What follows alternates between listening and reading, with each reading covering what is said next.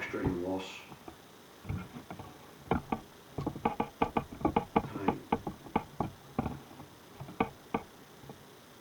Great. Marist for how well they played. Certainly knew that they were a talented offensive team.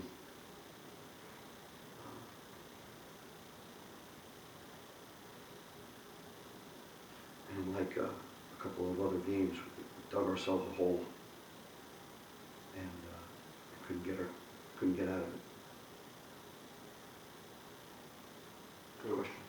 Another game where their goalie is able to have double-digit plus saves. Do you like the shots that you're getting? You think they're just running into goalkeepers that are getting hot? No, I mean, listen, there were certainly a couple that were forced. You know, a couple of guys are gripping their sticks. A couple of guys are trying to make things happen and try to be the catalyst to start something rolling. And in that approach, they're short, empty possessions. You know, and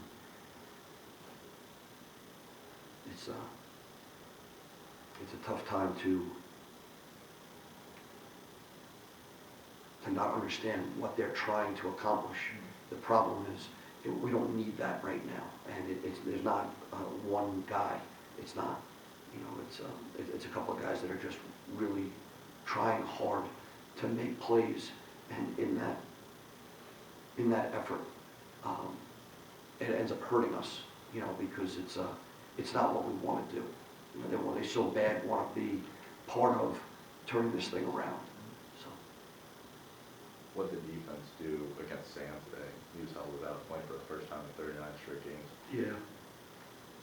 You know, listen, the last couple of games, they've just been coming at him early.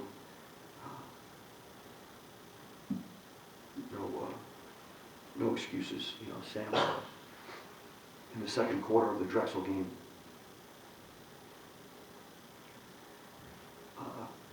Sam got hurt, and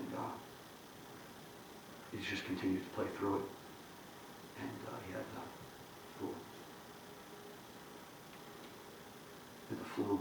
He had a lot of things going on tonight, and you know, he was out there. He obviously wasn't as explosive as he was. No excuses. You know, you have to show up and you have to play. But he's banged up. He's been banged up all year. You wound up moving Hendricks into the attack. Did you like what wound up happening with that? In the Drexel game, they were short sticking Kavanaugh, and with Sam not at 100%, we had to make a move to just get someone. We had to earn their respect to keep a pole down there. So that's why at the end of the Drexel game, we moved Hendrickson down there, and that allowed them to just play two short sticks up top, where Von Bargen and Olderman can end up getting their hands free a little bit and get to the goal. And you know, Von Bargen had two, and Olderman had two. You know. What about Steve having got the best scoring game of his career? Yeah. How did is it just taking advantage of some things, or? Yeah, it was in transition, and you know, Steve played like a man tonight. He really did. And you know, I apologize he's not down here. The team wanted to be together at this point in time.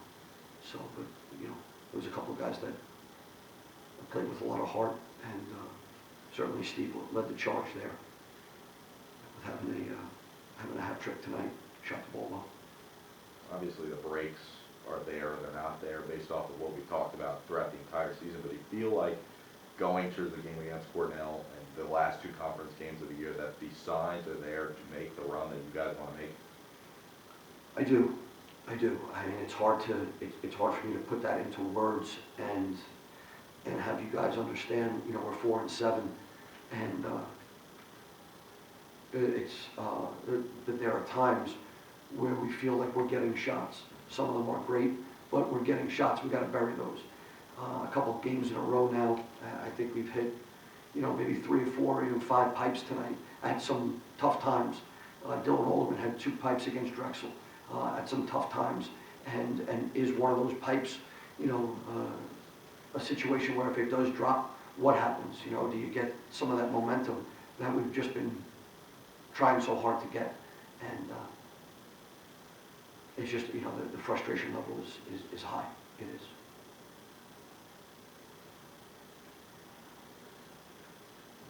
Bob, anything? Good. Coach? That's good.